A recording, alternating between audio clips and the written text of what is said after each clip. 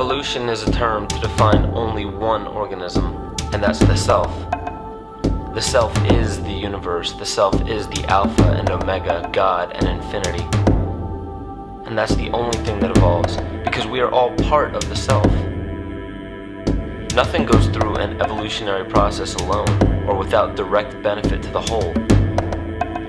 So when you begin to think that there's this controlling elite, this controlling hand behind the curtains leading the planet to destruction, when you think the end is near, the apocalypse, Armageddon, and when you think we as a species are doomed, it is not they, it is you that brought this about. And for a very good reason.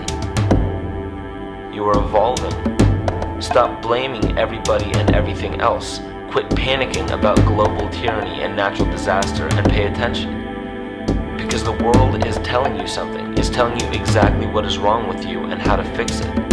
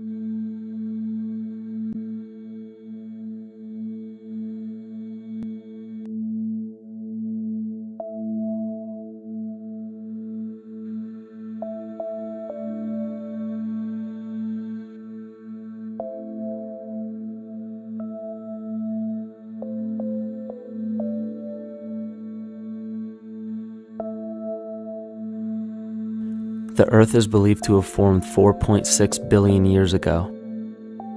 Within the first 150 million years, it began cooling and releasing gases from the lithosphere, which created the earliest forms of the Earth's atmosphere. Prior to the creation of this atmosphere, the sun's ultraviolet radiation made for uninhabitable conditions. But as the Earth cooled further, water condensed in the atmosphere and oxygen accumulated, making way for organic compounds. This spawned single-celled organisms and then plant life. And down through time, the evolutionary chain continued. And then we arrive at a species that does not seem to fit as well as the rest. Homo sapiens' gestation period of 9 months mimics the 3.8 billion year evolution of all life on Earth. The human embryo repeats the evolution of all species. When the sperm and egg unite, this new creation is a single-celled organism. Within hours, this single cell divides and multiplies more rapidly than any other species.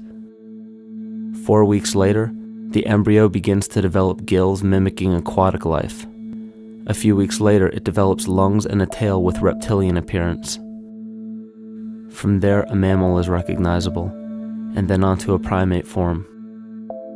It then sheds its laguna, which is the embryonic fur, and at last shows the characteristics of a human child. The human body is a community of approximately 50 trillion cells. Everything the body does, the cell does as well. Cells have respiratory and excretory systems. They feed, feel, think, and communicate with other cells. Trillions of cells make up a single organism called the human body, and billions of human bodies help make up the organism we call Earth. The Earth has more similarities with the human anatomy than you may think.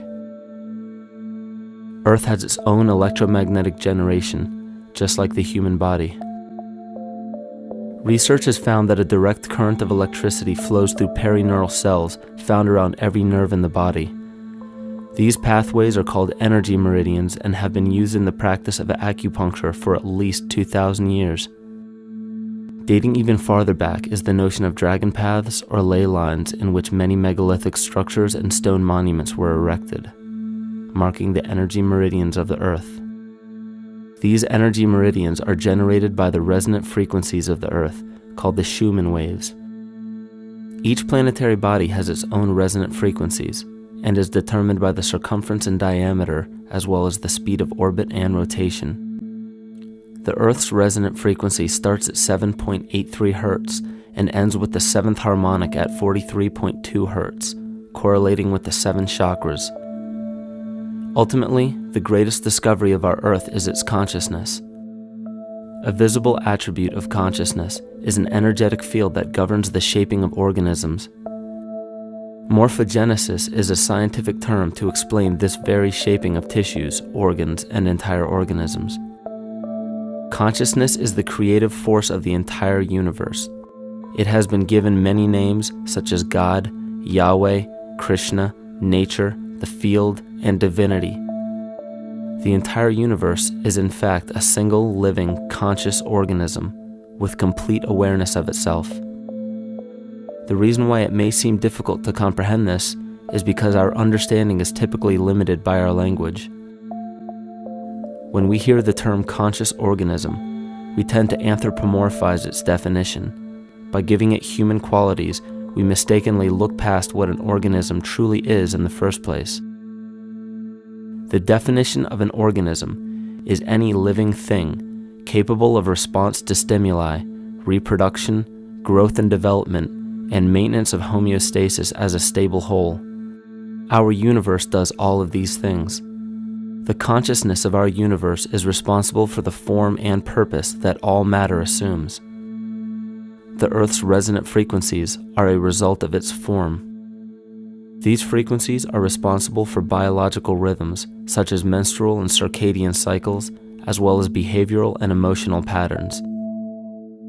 The frequencies are then picked up by the flora and fauna, which are biological instruments that respond to the wave patterns. The wave patterns resonate in the cranial structure of our head and converge in the center of our brain, which is where we find the pineal gland. The pineal gland is believed in many cultures to be the spiritual third eye responsible for intuition. Descartes called it the seat of the soul where mind and body meet.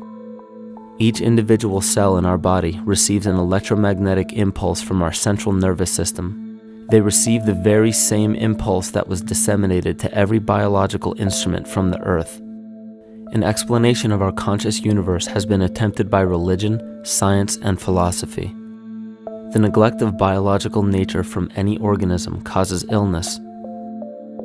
A divorce from nature, exile from Eden, confounding of tongues, they are all symptoms not of a biblical God or deity, but the true self. The greatest and only threat to ourselves is a loss of self, the death of our divinity. As we barrel through history with oceans of information, yet barely a drop of wisdom, we have to understand how we lost ourself.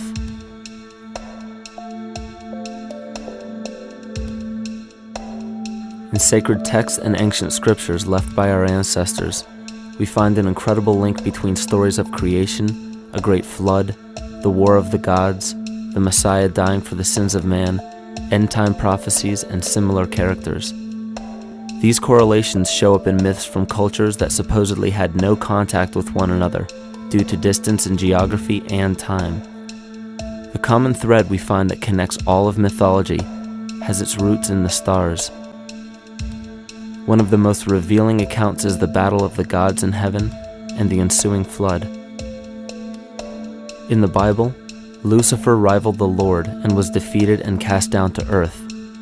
In the creation myth of the Enuma Elish, we find a similar story of Tiamat being defeated by Marduk and cast down to the abyss of Apsu. In chaos, Tiamat, the mother of them both, Apsu and Tiamat's waters were mingled together, meaning that the chaotic waters of Tiamat were somehow mixed with the sweet waters of Apsu. Apsu was the Sumero-Akkadian god of the abyss beneath the earth. Tiamat, also known as Lucifer, was known as a serpent or dragon and was defeated by Marduk. Marduk was the father of Nebo or Mercury, and Mercury is the same mythological character as the Zoroastrian Mithra, the Egyptian Hermes Anubis, and the Gnostic Hermes Christos, The most recent version of Mercury, however, is the archangel Michael in the Bible, who defeated Lucifer and sent him to the abyss of the earth, or hell. This story is steeped in astrological significance in the Bible and in many other ancient scriptures. This leads to an event in history that is recorded by many researchers regarding the cosmic upheaval and historic deluge. William Commonus Beaumont states, "The flood immortalizes the collision of a fallen planet, later termed Satan, actually a cometary body with our Earth." Consider what this reveals. He postulates that a planet, later termed Satan, fell to the earth, creating the flood we see recorded in the Bible and other myths. Lucifer, or Tiamat, was a planet known to ancient cultures as the Glistening One, the dragon of chaotic salt waters. The light from the sun illuminated this planet's water, which gave it a glow that rivaled the sun's own light, which is where we hear about Lucifer rivaling the Lord. The Lord in this case being the sun, which sustains and gives warmth to the earth. The planet Tiamat, or Lucifer, was destroyed by a cataclysmic event that hurled the watery planet to the abyss of the earth. In the book of Enoch, it reveals, "And behold, a star fell from heaven, and when it fell to earth, I saw how the earth was swallowed up in a great abyss." The myth of the Ute Indians states, "The sun was shivered into 1,000 fragments, which fell to earth, causing a general conflagration. Then Tawats fled before the destruction he had wrought. And as he fled, the burning earth consumed his feet, legs, body, hands, and arms, until at last, swollen with heat, the eyes of the god burst and tears gushed forth in a flood which spread over the earth, extinguishing the fire." This myth resembles the translation of the Enuma Elish by Stephanie Daly in her book Myth from Mesopotamia, which explains that Tiamat's eyes became the source of the Tigris and Euphrates rivers. As written in the book of Revelations, "And there was a war in heaven. Michael and his angels fought against the dragon, and the dragon and his angels fought back.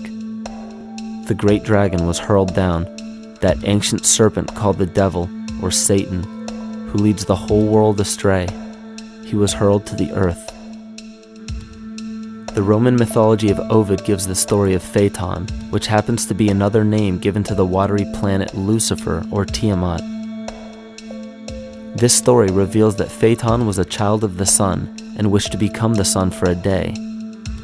Phaeton attempted this feat, and eventually Jove, who is also known as Marduk, destroyed Phaeton, sending him crashing to the earth in flames and put out by a tremendous flood of water from a river unseen before. The common theme we notice here is that of a saltwater planet, the great dragon, Lucifer, Tiamat, or Phaeton, was defeated and fell to the earth, and now dwells in the abyss known as hell, giving us the outline of the story of Lucifer rising up against the Lord and being defeated and banished to rule the underworld. As we know, however, an outline is but a shell of a story.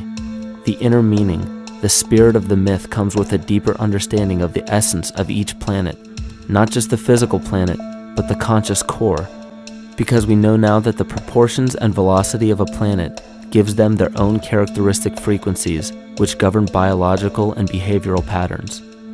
These planets reflect the archetypal psychology of man. In ancient times, probably the most important field of research was the study of the heavens. Galactic bodies and their movement through the sky were known to be symbolic of the inner faculties within human consciousness. Within all organisms, outdated science has only explained the physical world measured by our five senses. Only in esoteric religions, mysticism, and quantum fields of science are we to find any attempt at explaining where thoughts and emotions fit into the sense-perceptible world. We also understand now that humanity is a community of cells within the organism of the Earth. The Earth, therefore, is a higher organism that shapes our form and function. This higher organism and all other planetary bodies are governed by consciousness, just as we individual humans are. Therefore, the Newtonian belief that galactic bodies are nothing more than lifeless forms floating in space is tantamount to claiming that we humans are nothing more than a composite of elements in motion. We know that this is untrue because we feel, we think, and furthermore we see the result of our consciousness creating what we call life. Plato wrote, "This world is indeed a living being, endowed with a soul and intelligence, a single visible living entity containing all other living entities, which by their nature are all related. Furthermore, the cosmos is a single living creature which contains all living creatures within it." And in an article out of the Sufi journal, the author writes, "The world is a living spiritual being. This was understood by the ancient philosophers and the alchemists who referred to the spiritual essence of the world as the anima mundi, the soul of the world." In scriptures, we hear of the claim that angels guide the inner soulful actions of people, or that the gods wield influence over man. Most ancient spiritual and scientific teachings held the belief that the hierarchies of the gods, angels, archangels, archai, all the way down to the cherubim and the seraphim, are the hierarchies within the human psyche. In this way, we must understand that when the whole of ancient myths and sacred scriptures speak of spiritual influence from a higher being, they were speaking of archetypal forces that are inherent within us, not an influence from an external source. This is where we begin to see the relevance of astrology as an ancient form of science that resurfaced in the 19th and 20th centuries under the name of psychology. Friedrich Nietzsche even stated, "As long as you still experience the stars as something above you, you still lack a viewpoint of knowledge." This is astropsychology and maps the inner faculties of the psyche. In pre-Christian times, there were schools known today as the mystery schools or the mystery religions. The messages encoded in the scriptures and ancient archaeology came from adepts of spiritual science. The intent was to teach the initiates the deeper meaning of these myths. What became later termed as Lucifer, Satan, or the devil was representative of the ego which rivals the Lord, the representative of the self. The true self is the epicenter of a person's entire being. It is the total sum of everything that we are. The false ego, on the other hand, is the idea and concept we create about ourselves in the course of our lives, which typically excludes any qualities we don't wish to accept about ourselves. However, humanity has been endowed with the freedom to choose either to obey the true self or to give in to the temptation of the vanity and materialism of the false ego. This is the most notable trait that separates man from animal: our freedom of choice, the choice to follow our concepts and ideals or our natural impulses, the choice to sustain nature or to destroy it. This freedom of choice weighs on the fate of the entire organism that we call humanity. Cancer begins with a group of cells within a community that fail to communicate with the conscious signal of the organism. Those cells begin to grow out of control and spread to other areas of the organism. This very disease is evident in our world today. The cancer upon our earth is the domination of our false ego and our divorce from nature. Collectively, among every human, vanity leads to segregation and competition. Competition leads to fear and greed. Greed leads to deceit and immorality. And immorality is the breeding ground for illness, waging war on our earth. Every act of hatred and destructiveness in our world begins with self-hate and self-destructiveness. And it all begins with a breakdown in communication.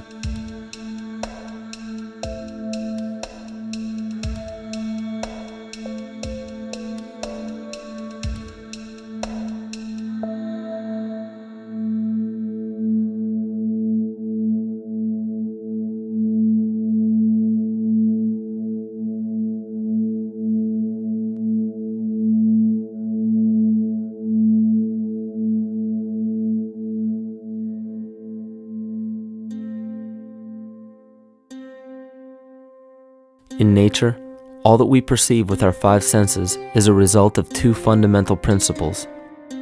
Everything in existence is made of a relationship between vibration and matter. Vibration is a masculine creative force countered by matter, which is a feminine receptive force. Thus begins the principle of duality. We see this duality in ancient myths and philosophies, yet only those philosophies and scriptures that were perverted and raped of the original meaning gave the impression that one polarity was good while the other was evil. The original sages, adepts, and shamans taught that both are necessary, and one would not exist without the other. These two important principles come together to form all things in the universe. This is Kymatica.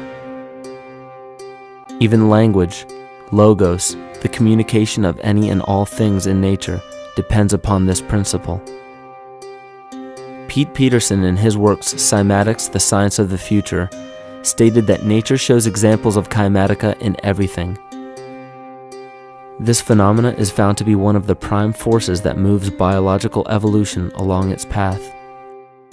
Dan Winter reproduced an experiment to prove that the ancient languages of Hebrew and Sanskrit, when spoken, create a vibratory frequency that moved matter into sacred geometrical patterns. Upon further investigation, Hebrew, Sanskrit, Aramaic, Arabic, and other elder dialects have older roots in a parent language of Gaelic and quite possibly an even earlier origin. In Swami Murugesu's The Science of Mantra, he claimed that when a person chanted specific words in Sanskrit while filming a burning candle, the intensity as well as the color of the flame would change due to the frequency that the word would emit.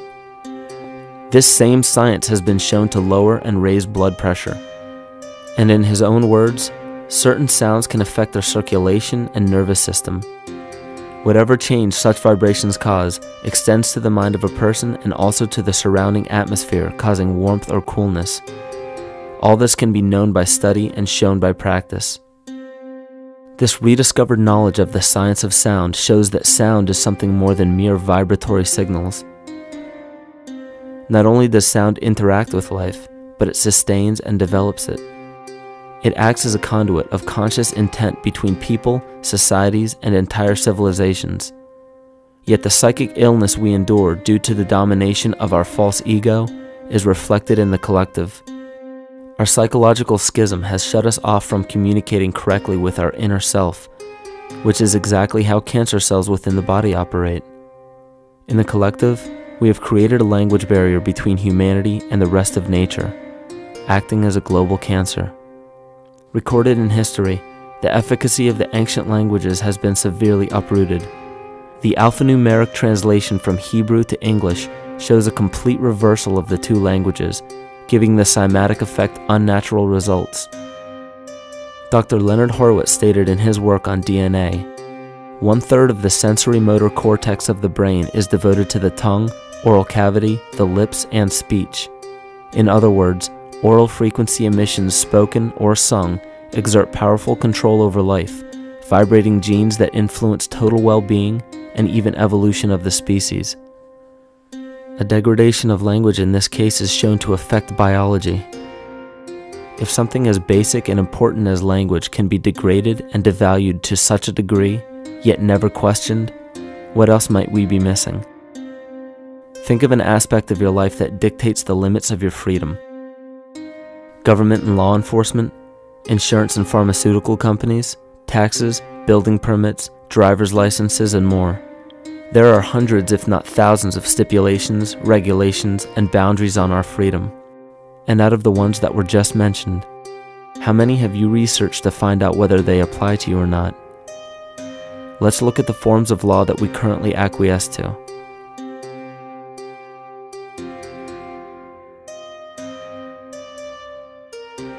A common misconception among people is that any rule or regulation that governs them falls under one category: law. But there are many other forms of law that people abide by without realizing that they simply do not apply to them. Another misconception is that a nation's constitution gives us our rights. A constitution does nothing more than list the rights that we already have. We are born with inalienable rights, endowed to us by our Creator. They are not given to us, and they cannot be given away. The most a person can do with a right is choose whether to exercise it or not. Maritime admiralty law is what's known as the law of the water. It is superseded by civil law and only applies to those who willingly contract themselves into it. The definition of admiralty law is a body of private international law governing the relationships between private entities which operate vessels on the oceans. Let's look at how and why a form of law that is fashioned to govern corporations, businesses, and vessels has imposed its rule over natural human beings. This is all done through a form of word magic. A simple perversion of language has made it possible to convince people around the world that these alternative laws apply to them. One of the predominant beliefs in modern culture is that licenses, permits, registrations, and other forms of documentation are required to operate motor vehicles, use public roads, build structures and establishments, engage in free enterprise, and much more. Sadly, these beliefs are based on little to no investigation whatsoever, and are false.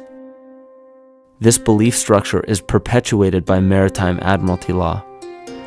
This form of law was originally created to govern ships docking in foreign nations for the import or export of products and resources. It deals with banking and merchant affairs, not civil affairs.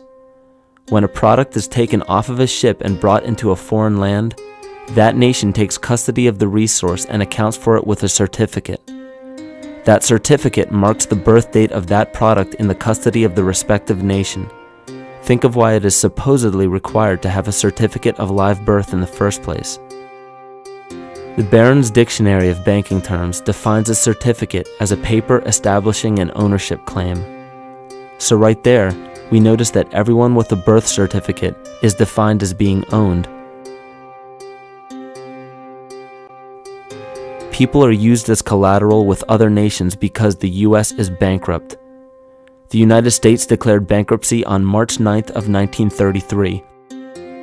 At this point, the U.S. began taking out loans from a private, non-government affiliated corporation called the Federal Reserve. With no money to pay back the loans, the United States began using the citizens as collateral. All birth and marriage certificates are literally warehouse receipts. Just look at the similarities of warehouse receipts and birth certificates. Both document the date of issue, a serial number, registration number or receipt number, a description of the product, and an authorized informant to notify the appropriate government agency. With all of this information being readily available, the majority of people are unaware of their involvement with maritime admiralty law. This is possible through the manipulation of language. This admiralty law changed the meaning of the word person from a natural living person to a corporation. Driver's licenses, vehicle registrations, auto insurance forms, building permits, gun permits, work permits, tax filing documents, birth and death certificates, traffic citations, and many other forms of documentation that were once believed to be absolutely necessary only apply to persons or corporations.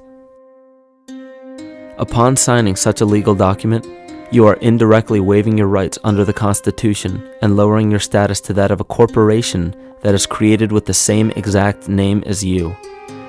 The only way to reconcile your true name from the name of the corporation is to take notice that the corporation has its name in all capital letters. This is known as capitis diminutia maxima.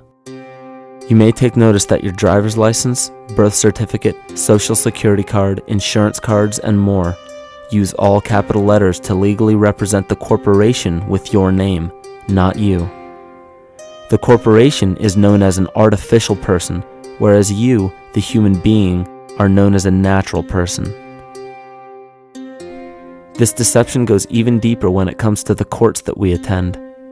When showing up to court, you will notice that there are seats for witnesses behind a wooden fence or barrier. The defendant must cross through the entrance to the other side of the barrier where the plaintiff and judge sit. This act symbolizes the boarding of a ship. At this time, business can be conducted in maritime admiralty law. The judge, acting as captain or banker, is responsible for settling the balance between the two sides. This is why there is always a monetary value involved in any court case. The captain is simply dealing with banking and merchant disputes. Once the balance is paid, the case is closed. To turn the court case away from admiralty law where your rights are not protected, you must avoid agreeing to represent the artificial person. This is done by stating that you are the natural person. You don't have a first or last name because those imply corporate title. In a court case, you may state that the court takes judicial notice of your honor's oath of office. Every judge must take an oath of office to practice law, yet you must make it clear to the court and the jury that the judge is acting as judge and not banker. Remember that you are a natural human being of the earth. You are not governed by anything but your own consciousness. Laws are created within a society. The society that created the laws we see being enforced today is called the Law Society. Yet the most beautiful part of this entire deception is the fact that we are not part of the Law Society, so their laws do not apply to us. Judges, lawyers, and law enforcement officers, they're all part of a society. Within that society, they've created their own language that's deceptively similar to English. They have these little things called statutes, acts, and regulations that seem like laws, but they really only apply to those within their society. So that basically means all the traffic violations, minimum age requirements, and everything except for damage to another person or their property doesn't really apply to the natural person. Laws only apply to those within the Law Society. The game being played is an illusion. You can simply choose to open your eyes and reclaim the freedom that you were born with, bound by nothing but the limits of your imagination. These are just a few examples of assuring that your rights are being protected. By far, the most important line of defense against this deception is to be aware of the perversion of language, and be absolutely aware of how you form your beliefs and concepts.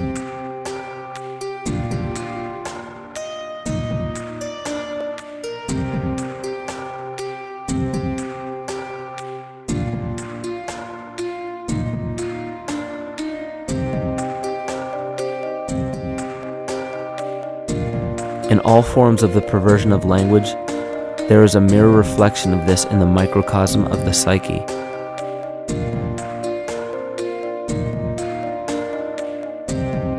And the problem I see with humanity today is we don't truly know ourselves anymore. We have the 9-to-5 job, we have the house, the children, the bills, the television, the hobbies, and the errands that we run every single day, and we eventually begin to believe that this is who we are. But who are we beneath the job title, beneath the status of mother or father, theist or atheist, Republican or Democrat, black or white, man or woman? Who are we? Who are we deep down inside? We don't know, because every time we hear an answer that we don't want to accept about ourselves, we deny it. We'll pass it off and project it onto somebody else and judge them for it. This is repression.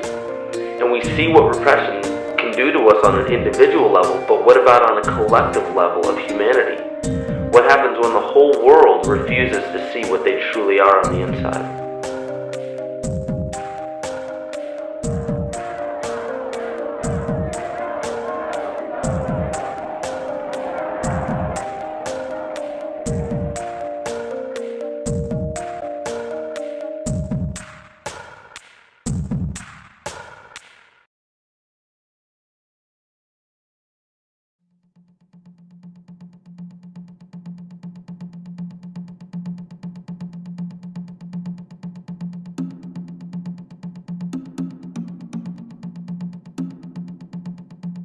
Carl Jung discovered that there is a collective unconscious connected to all humans, meaning that the whole of humanity shares a single mind with one another. This is evident in the world through accounts of shared mythology and symbols, the study of morphic fields, and with the science of kinesiology. This collectivity is a global example of the unconscious mind of the human body, in which trillions of cells share a similar signal. This parasite, called our false ego, requires a continuous flow of sustenance to survive. Food, fuel, and any other form of sustenance is energy. Human consciousness is an electromagnetic field of energy. When this potential energy is utilized, it then releases kinetic energy, which is used to perpetuate the false ego.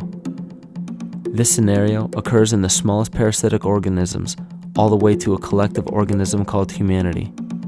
A parasite will release chemicals that cause the host to crave the sustenance that the parasite needs to survive. As long as the host is unaware, it will keep feeding the parasite and starving itself. In a similar way, Wilhelm Reich stated that whole societies suffer from a psychosis caused by starving our organic biological impulses. He states that sexual suppression supports the power of the church, which has sunk very deep roots into the exploited masses by means of sexual anxiety and guilt. It engenders timidity towards authority and binds children to their parents. This results in adult subservience to state authority and to capitalistic exploitation. It paralyzes the intellectual critical powers of the oppressed masses because it consumes the greater part of biological energy. Finally, it paralyzes the resolute development of creative forces and renders impossible the achievement of all aspirations for human freedom.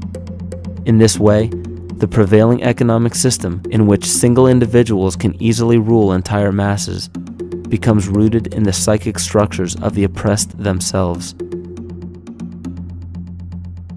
What Reich was showing in this powerful quote is that on a collective level, the suppression of a natural function, whether biological, spiritual, or emotional, will result in an abnormal reaction, a psychic disease.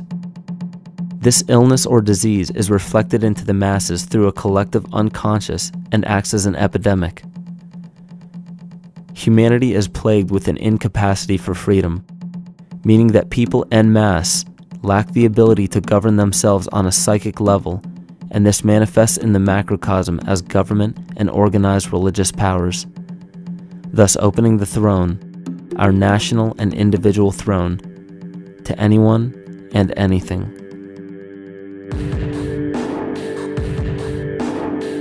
Enter the infamous rulers of the earth, the patriarchs of civilization, political, social, economic, and spiritual dictatorship, psychic tyranny. This simple illness within our psyche, this lack of responsibility and neglect of basic human freedom, has made way for every tyrant that has ever held rule over people on this planet.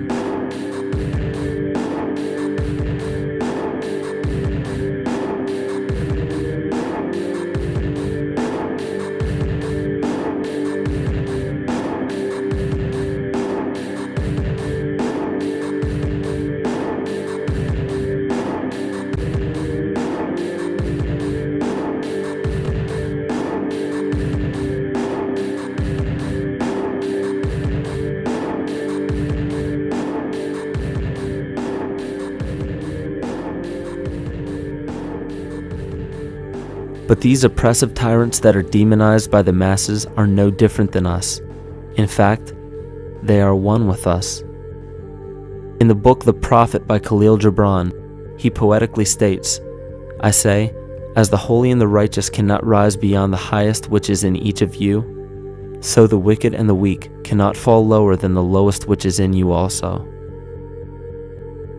Every one of us has the capability to commit the most horrifying sin or show the most beautiful compassion to our fellow man. This is the very definition of an illness within the psyche and soul of man.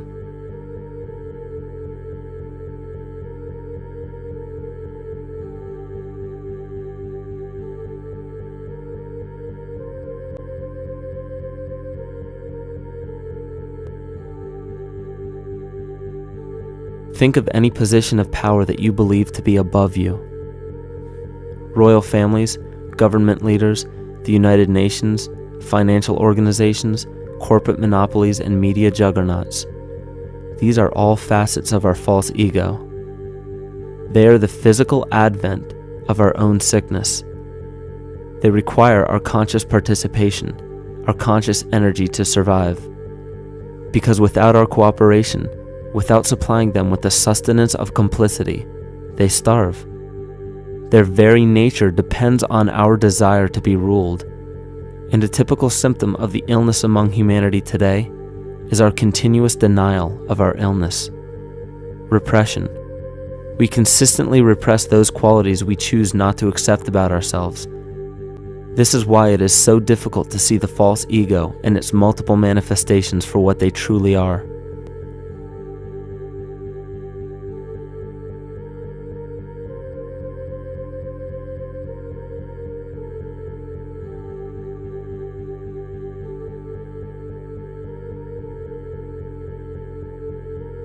This is the very nature of the false ego.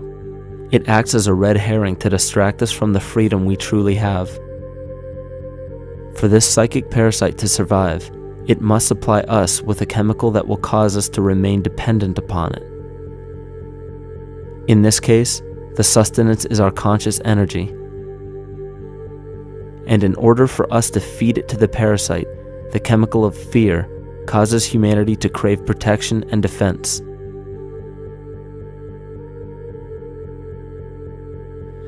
The functions of the body to survive can be broken down to two basic functions for any organism to survive. You have to be able to grow, maintain yourself, take care of your biology, but you also must be able to protect yourself, so that if you're just growing and you can't protect yourself, you'll become food for something else. So the survival involves a balance between growth and protection. Through the history of human civilization and through human evolution, we recognize that our nature is to be in a state of growth, and that our protection is only supposed to be used to, help us out of that threatening moment. You can't be in growth and in protection at the same time. So the significance is, when we see a need of protection, the stress hormones in the body shut off the blood vessels in our viscera or gut, which is the part of the body for growth. Well, the issue is, if you took the blood from the viscera and moved it out to the arms, then you left no blood in the viscera. That means no growth. But you're ready to fight. And when your fighting is finished, then the blood returns back to the viscera and you grow again. But in the world that we live in today, it's 24/7 fear.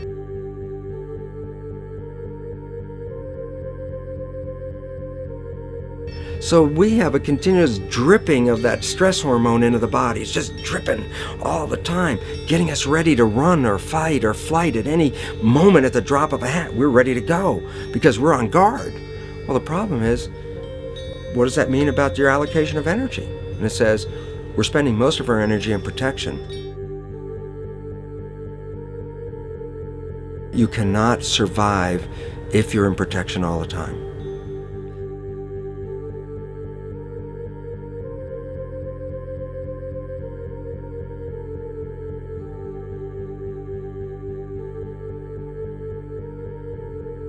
And if the parasite can control the nature of the fear, it can then create a fear among us that only it can defend us against. A recent physical manifestation of this comes from Zbigniew Brzezinski, former Secretary of State who also supported President Barack Obama. In his book, The Grand Chessboard, he states, as America becomes an increasingly multicultural society, it may find it more difficult to fashion a consensus of foreign policy issues, except in the circumstance of a truly massive and widely perceived direct external threat. Even the Reichsfuhrer of the Nazi Party, Hermann Göring, sums up this game of supply and demand perfectly when he stated, "The people can always be brought to the bidding of the leaders." That is easy. All you have to do is tell them they are being attacked and denounce the peacemakers for lack of patriotism and exposing the country to danger. It works the same in any country. It also works the same in every individual psyche. Just remember that the false ego has only one desire: to become greater and more powerful than the true self. This illness causes us to believe that we are separate from nature. This is why we see such a rise in the dependency of technology. This is why we see such little stewardship for the earth and the environment. And this is why we see bigotry, racism, sexism, and every other form of discrimination possible that leads to crime, violence, wars, and eventually, the global destruction of the organism. This endless state of fear, confusion, and segregation our world seems to live in is a symptom of the false ego creating a false threat.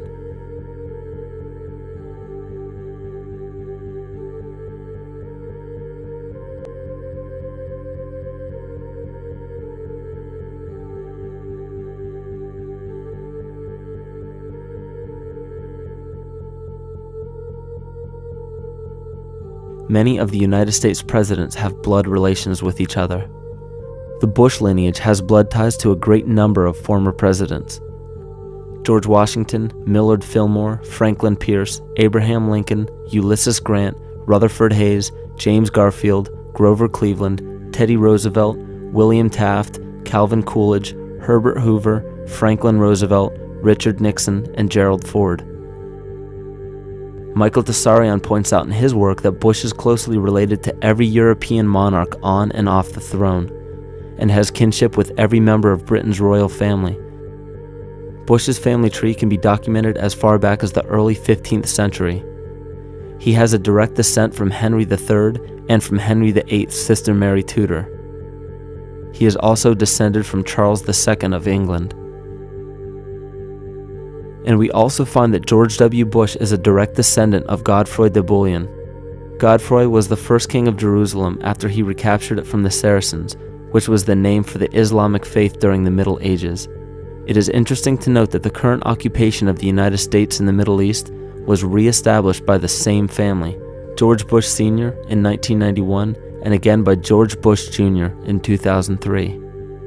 George Bush Jr. is then found to be a cousin to both opposing candidates of his 2 terms in office, Al Gore and John Kerry.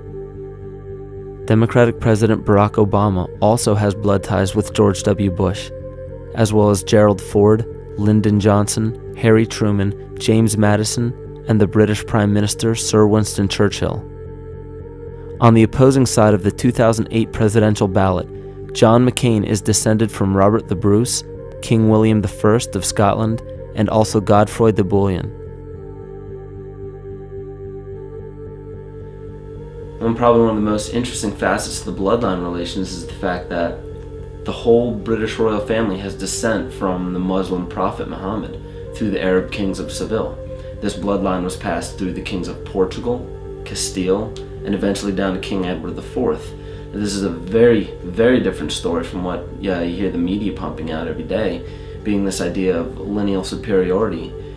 It's completely debunked according to the foremost authority of aristocratic lineage, Burke's Peerage. And this just goes to show that there's the true story, and then there's the manufactured illusion, the front that's given to the public.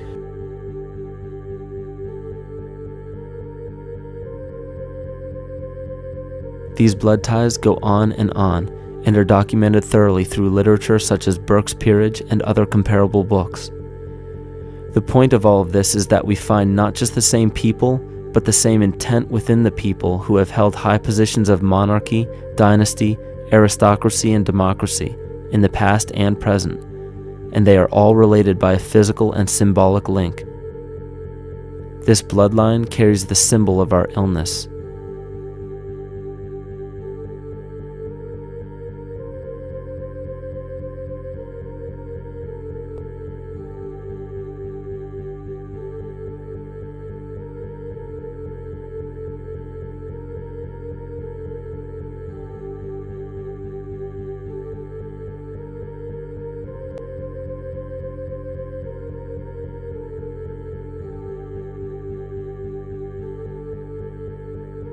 The symptoms of our psycho-spiritual illness are the wars, terrorist attacks, artificial or man-made disasters, and leader figures. As long as the people remain oblivious to their inner drives and inner nature, they will always fail to recognize why these events take place and why these figures rise to such powerful positions. The reason why we have failed for thousands of years to conquer these archetypal rulers permanently is because for thousands of years we have been fighting the symptoms of an illness and not the root cause. For every corrupt government that falls at the hands of a revolutionary, oppressed people, 2 more will rise in its place every time, because the root cause of a corrupt government does not exist in the individual leading that government. It exists within the psyche of every individual, because an unaware host to a deadly parasite will do anything to avoid accepting his own incapacity for freedom.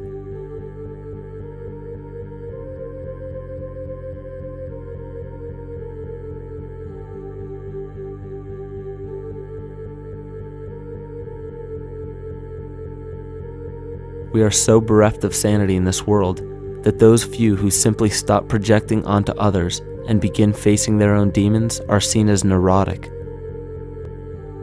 An article written in the 1950s states that studies showed that individuals who had been isolated from their familiar social and cultural environment became neurotic. This shows that when those individuals had no object to identify their darker emotions with, they began to see these things in themselves, that which they refused to recognize before, and were unaware of why they appeared and how to cope. Facing our true inner self is virtually unknown in our world today. This is why no matter how many civilizations rise and fall, it is our collective consciousness that creates our governing apparatus, not individual people.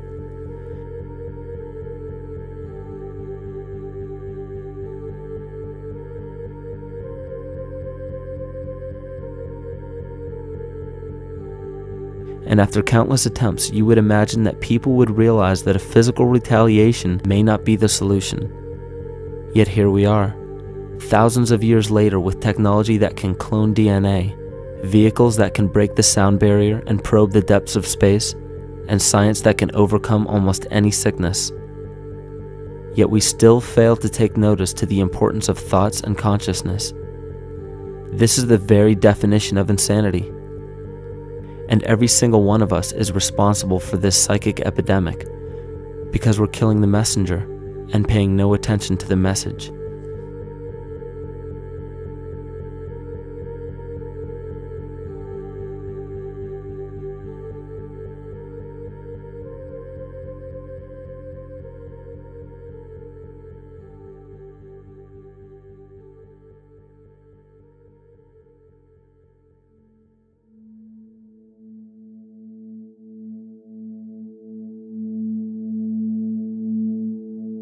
During the 1990s, 3 Nobel laureates in medicine advanced research that revealed the primary function of DNA lies not in protein synthesis as widely believed for the past century, but in electromagnetic energy reception and transmission. Less than 3% of DNA's function involves protein manufacture. More than 90% functions in the realm of bioacoustic and bioelectric signaling. So why is it important to know that DNA functions in bioelectric signaling? HeartMath Institute has discovered the heart and brain maintain a continuous two-way dialogue, each influencing the other's functioning. Although it is not well known, the heart sends far more information to the brain than the brain sends to the heart, and the signals the heart sends to the brain can influence perception, emotional processing, and higher cognitive functions.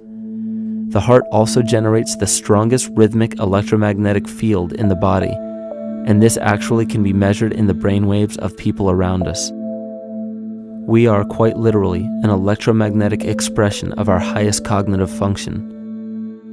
The behavior of electromagnetism is evident throughout the world as dualism. All matter contains a negative and positive charge, which means organisms are built upon this foundation. The natural homeostasis of any organism is a balance of both polarities. Furthermore, research on emotional energetics shows that the heart's field is a carrier of emotional information and a mediator of bioelectromagnetic communication within and outside the body. Research shows our heart's field changes distinctly as we experience different emotions. It is registered in people's brains around us and apparently is capable of affecting cells, water, and DNA studied in vitro. Fear. The chemical supplied by a collective parasite creates a distinct bioelectric signal given off by the host. This signal is disseminated to the organisms within our community and will grow outward through the entire organism unless it is counterbalanced by an opposing force. Dr. Fritz Alan Popp discovered that the cells in our body communicate through biophotons, which are tiny particles of light that are single units of an electromagnetic field. This communication system within our body also exists between people in what's known as morphic resonance. This was known by the shamans, sages, and adepts of antiquity. These teachings were commonplace in prehistoric cultures. It wasn't by sheer chance that artistic expression and rituals were the cornerstone of every ancient civilization. Art was used as a personal method to exercise the shadow content of the psyche and introduce it to the conscious mind. This was very literally viewed as psychic therapy. Ritual was based around astrological dates. As we've learned, the study of the stars and planets reflect our own astropsychology. The shamans would perform rituals on astrological dates that would correlate with a circadian rhythm or a psychological cycle. These rituals kept the human participants aware of their inner self and prevented the repression of psychological content. As long as people were facing their inner demons and accepting them as their own, they were not collectively projecting them into the physical world. If you bring forth what is within you, what you bring forth will save you. If you do not bring forth what is within you, what you do not bring forth will destroy you.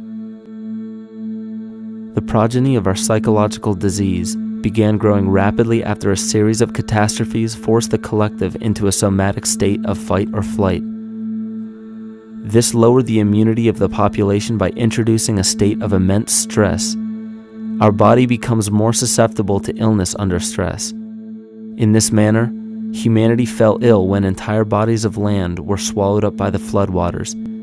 This uprooted many tribes, chiefdoms, and civilizations from their homes, and their ritual practices that were used as a conduit for psychic wellness were put on hold in order to survive the catastrophe and seek new homes.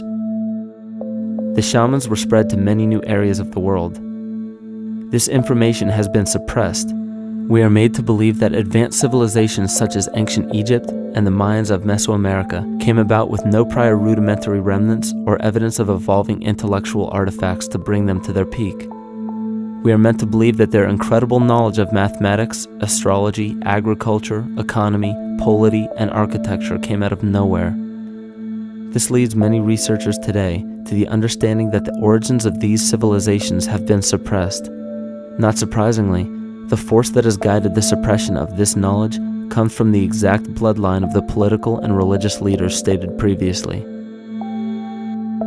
These are some of the notable book burnings and suppression of important texts in our history.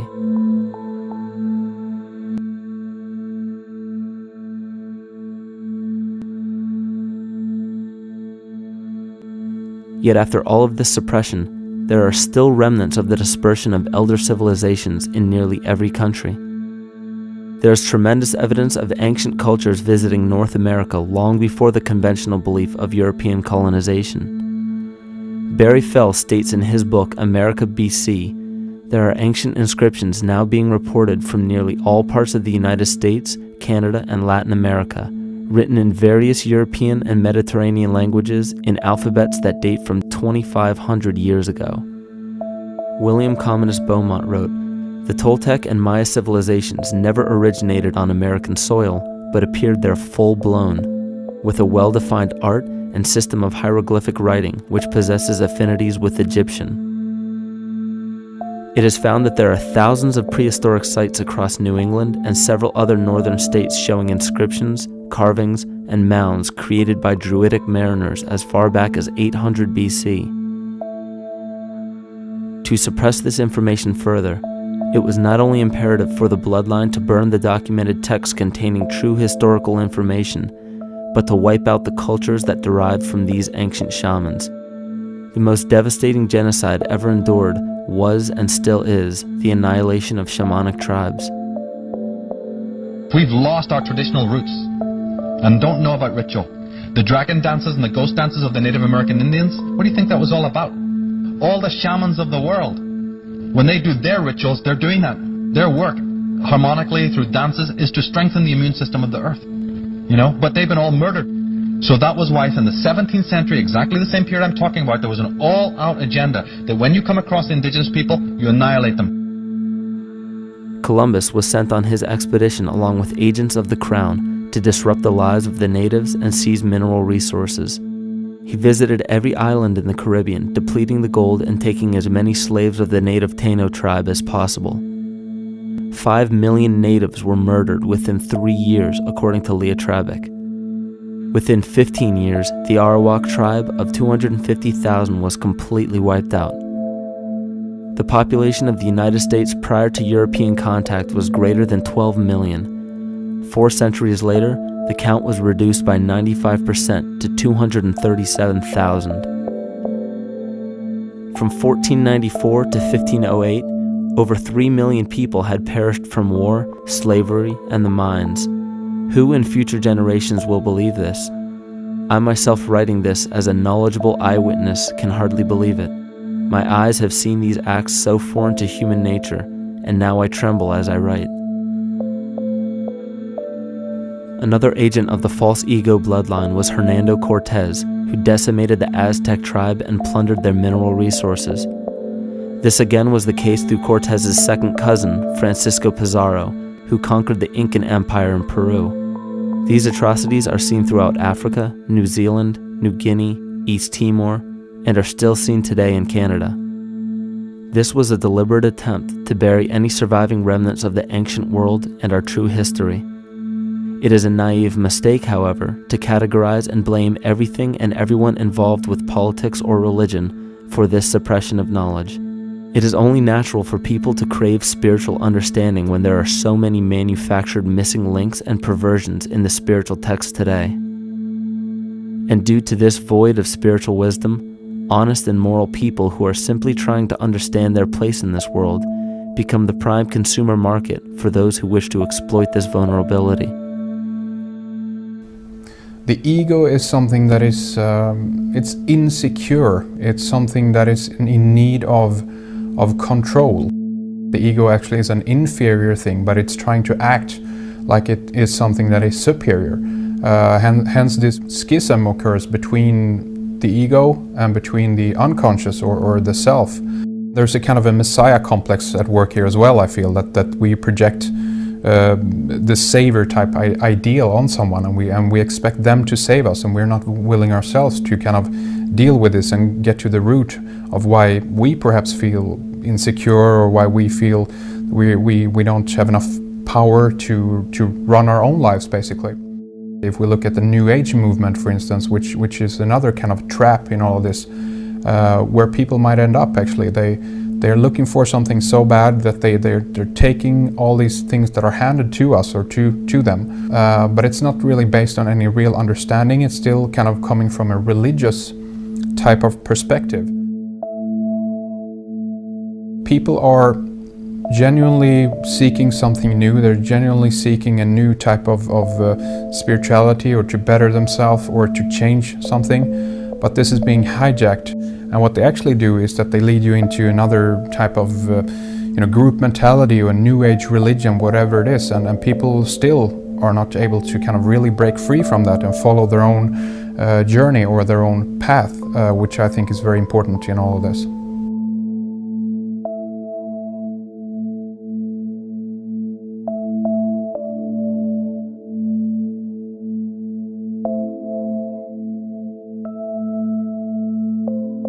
In the pre-Christian era, there were several cults of incredible power, most notably the stellar, solar, Saturnian, lunar, and mushroom cults. It is simple to see that worshippers of the lunar goddess comprised of the lunar cult. The worship of sun gods were indicative of the solar cults. The Saturnian cult, which consisted of Phoenicians and Canaanites, worshipped El or Eli. The biblical exodus of the Hebrews from Egypt showed that they entered Canaan and merged the lunar cult of Isis, the solar cult of Ra, and the Saturnian cult of El to form Isis, Ra, El, Israel. The old Israelitish cult and mythology, the Yahweh worship, the patriarchal legends, the sojourn in Egypt, and so on, are rooted in the religion of the sacred fungus, developed from the underlying fertility philosophy of the ancient Near East. The Jewish mitre, Muslim turbans, and military berets are derivations of the symbol of the mushroom cult. One of the first and most prominent, however, was the stellar cult, and a number of these ancient cults were created for shamanic purposes and earthly stewardship, yet some were taken over with different intentions. Just as you would imagine in any establishment of power, smaller cults formed within the main cults to worship individual deities. The cult of Mithras and the cult of Dionysus are two examples. You still today can see the Mithraic or Phrygian cap on the symbol of the seated Liberty Dollar, the coat of arms of many countries, the reverse side of the flag of Paraguay, the seal of the United States Senate, and even involved in the solar cult holiday that we now call Christmas. In the cult of Dionysus, many festivals were celebrated, such as the Greater Dionysia, celebrated in Athens around the spring equinox. The foremost event in this festival was the Thymelic contest, in which poets, musicians, and entertainers performed in an open-air theater. Musicians did not have to pay taxes, and members of the Artists Guild did not have to participate in military affairs. The cult of Dionysus is still alive to this day as the entertainment industry.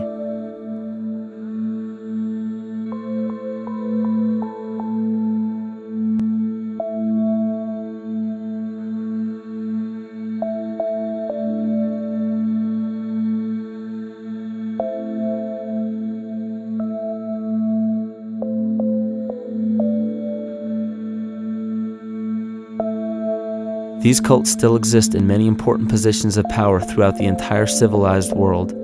Yet the most important function of these groups is to manufacture the consent and complicity of the people. The conscious mind is the creative mind. It's the one that has your personal identity into it. It does the real thinking. And then there's a subconscious mind. Well, there's no entity in it. The subconscious mind is the equivalent of a tape player. It records behaviors, and then at the push of a button plays a behavior. It's automatic. It's a very convenient thing, because then we don't have to relearn all the time. Once you know it, you can make a pattern. The problem is that the basic patterns of belief and behavior that are programmed in the subconscious mind came from our teachers, primarily our parents, our family, and our community. So most people don't even understand how easily we're influenced by our environment. Every person that we encounter, every single situation that we're faced with, every little word that's said on television may not seem too influential to our conscious minds, but your unconscious is designed specifically to let every environmental signal influence you without your awareness. So the question is, are we leading conscious or unconscious lives? And now neuroscience has told us in the unfolding of our lives, only 5% of our life is controlled by our conscious mind, and 95% of the time controlled by the subconscious with programs from other people that were installed in there. And the problem is, it means when those programs are playing, we don't see them. And the skeptics will sit there and say, consciousness, archetypes, astrology? No. We create things with our hands, not our minds. Archetypes aren't physical. They can't influence me. But when you think of the fact that we're only conscious of this small little fraction of our behavior, what we don't realize is that entire countries, entire civilizations that think they're free and independent, but are unconsciously too afraid to be free and independent, they will beg to be governed. And if they can't do it themselves, who do you think will consciously or unconsciously take that responsibility? It usually ends up being that strong, masculine, animus archetypal figure. When we think we're in danger, we're not looking for our mother to nurture us. We want our father to protect us. And right on cue with the age of fear, this age of catastrophe, the age of this parasite, we see masculine domination. And one of the primary conduits for giving our responsibility and our conscious energy away is money. We surely don't want to admit that our dependency on money is flawed, because that would imply that the fault is our own. And God forbid we take responsibility for our lives, so we blame the money. This is the cornerstone of the entire illusion being built around us by the false ego. Money is said to be the root of all evil, yet it cannot be evil because money is only a symbol. Symbols carry only the faith and spirit of the observer. This means that the symbol of paper money evokes and surfaces the evil intentions and inherent flaw of our false ego. Money only exists because we agree to accept it as valuable. And to further illustrate our incapacity for freedom, we've given the control of our faith-based money to a private corporation instead of the federal government. There is no law stating that we have to use Federal Reserve notes as currency. We choose to because we fear the alternative: independence.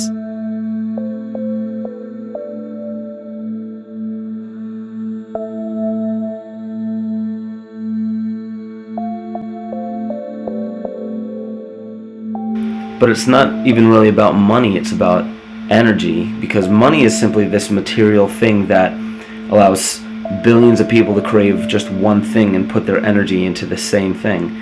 It's not the plasma TV or the house or the lifestyle or the job or the significant other or the status that we're really after, because we know that we're empty. These people feel sadness and loneliness and void just like anybody else, and they either want to fill that void with materialism because they think that that'll make them feel better, or they want to sedate the void feeling with material possessions. So it all comes back to this feeling of having to put our dependency into an external source, something that we have absolutely no control over. What we're seeing right now is with all the competition of each other destroying each other, wars, competing for material existence, raping the planet and tearing it apart to get some pieces of it to hold in your hands and say you won the game.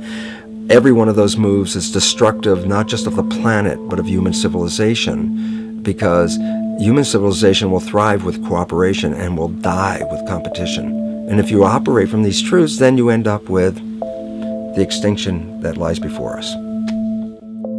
You see, we all have demons, so to speak. We all have inner demons in our lives, but we expect to see devilish monsters or dark apparitions when you think of a demon, kind of like what you'd see in the cinema. But our demons are really the people in our everyday lives, the people that we argue with, the people that we envy or hate, the ones we physically or emotionally harm in some way, shape, or form. And it's not because we envy or hate qualities in these specific people as much as we hate the fact that they remind us of ourselves. They reflect qualities about ourselves that we wish we had more of, or that we wish we didn't have at all. So what do? We alleviate that pain, not by fixing or fighting our own demons, but by harming the people that remind us of our demons, by harming the people that remind us of the things that we don't like about ourselves. And when we become frustrated that we're not in control of our emotions because we don't really know what's affecting our emotions, we take it out on others. We take it out on absolutely anything else that can show us or act as a catalyst for our hatred. And so we do the same thing to animals. Animals are perfect because they can't defend themselves. It's a perfect catalyst for our inner aggression, our confusion, our hatred. Just take it out on something absolutely helpless. Just imagine how unconscious a person has to be of his or her actions to torture or mutilate or brutalize any living thing.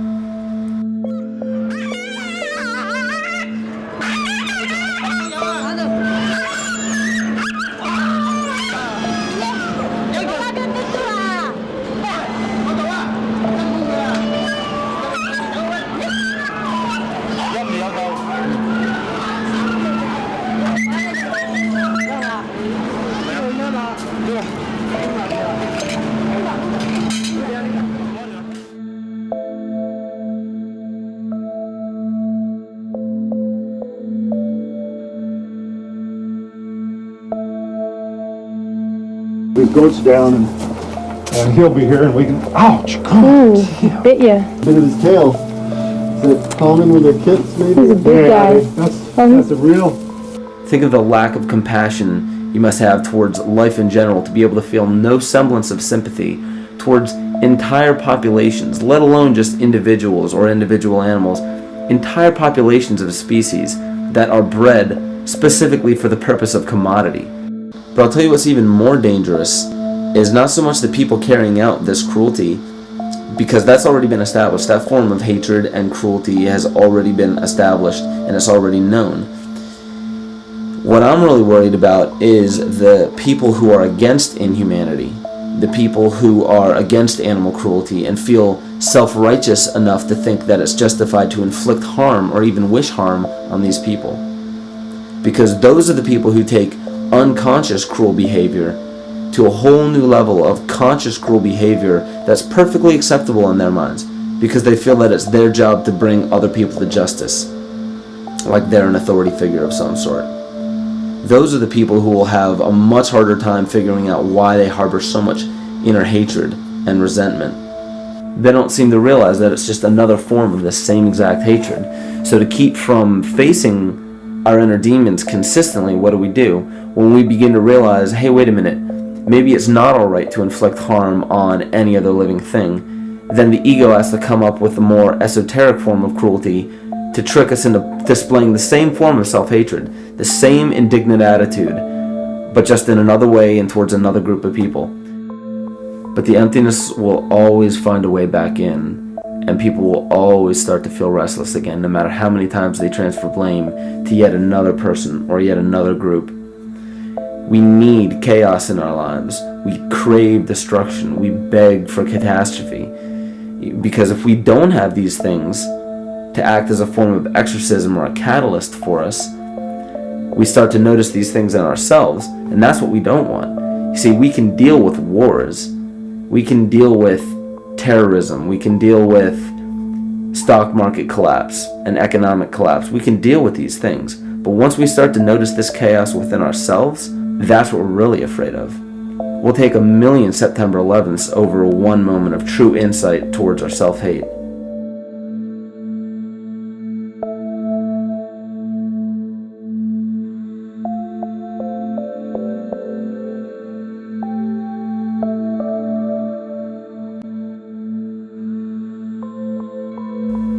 And you know, the most interesting part of all of this is we encounter things every day, every single day, that we either accept with open arms or that we reject violently. The interesting part is not really what we're accepting or rejecting as much as what it is inside us that makes us feel compelled to a certain thing or repelled from a certain thing. There's this fundamental dual behavior of muscular strength or weakness, attraction or repulsion. And what's interesting about this is when you realize that consciousness, awareness, that intangible essence that animates all matter into what we see around us as life, that is where you will find the origin of this dual behavior. It's been explained as the inhalation and exhalation of Brahma, the contraction and the expansion of Ahriman and Lucifer in an anthroposophical setting, the active and the passive qualities in electricity, the masculine and feminine qualities, yin and yang, existence and nothingness. These are all ways to explain the same behavioral process that begins with awareness, it begins with consciousness. And if you get rid of all the images and concepts in our minds of these sayings in your head and just try to feel the difference between the two polarities, you'll begin to notice that all of the different scenarios and possibilities that are playing out in the world all spawn from this common origin. You'll have 1,000,000 people telling you why the Bible is supposedly the Word of God and that you should follow it word for word. And then you'll have another 1,000,000 claiming that it's a form of mind control and not to believe any of it. Everybody will tell you to beware of this or watch out for that. This is good information, this is bad information. And I just have to wonder, what makes anyone an authority figure enough to say that something is true or false? And why are you denying or accepting anything based on the suggestion of another person? Why aren't you making that decision for yourself? Information is information. There's no such thing as good or bad information. It's all what you do with it. I say let everything be your Bible. Give every piece of information, every person, every event or scenario or situation an honest and open mind. Because then it's your responsibility to respond to it in the way that you choose. Not following the herd, not following convention, it's your responsibility. And that's the point when, no matter how many people tell you you're wrong or right, you're not dependent upon their approval.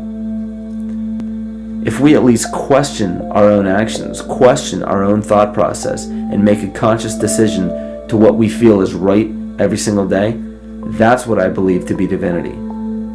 That's true shamanism. And that, to me, is what it really feels like to be alive.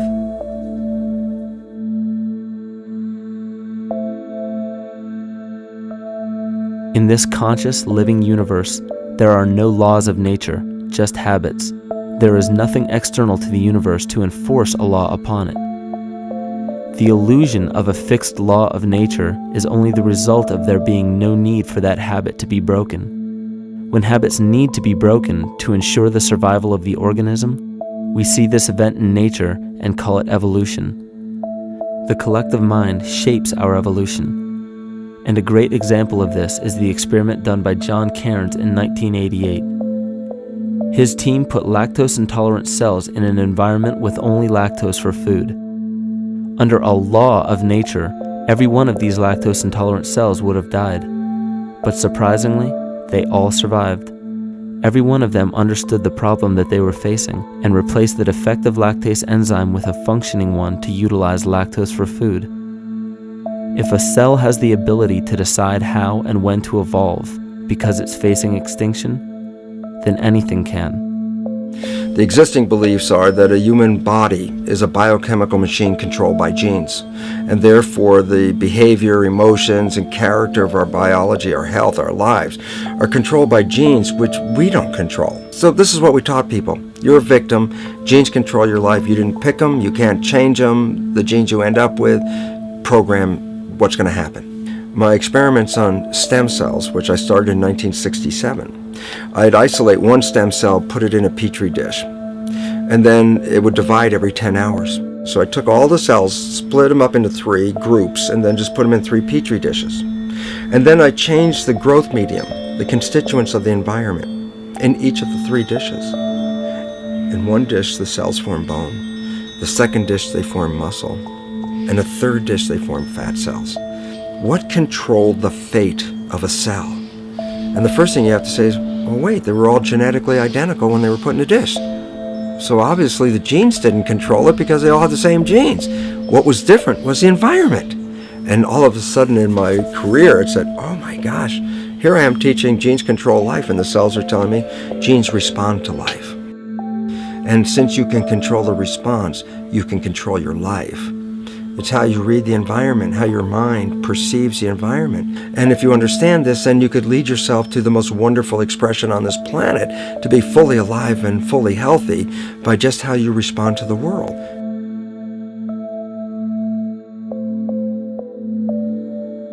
In the face of financial collapse across the world, political and religious wars raging tirelessly, and an ever-growing feeling of being lost and void of meaning, there is a great amount of energy being pushed to the surface of the collective mind. Evolution does not come about gradually. It happens in spurts and fits, and comes about due to a tremendous need for the organism to survive. We are now at a point in history where we will choose. We will choose to become sovereign or remain dependent, to face our true self or continue fighting a ghost, to become well or allow this disease to grow, to live or to die. The choice is yours.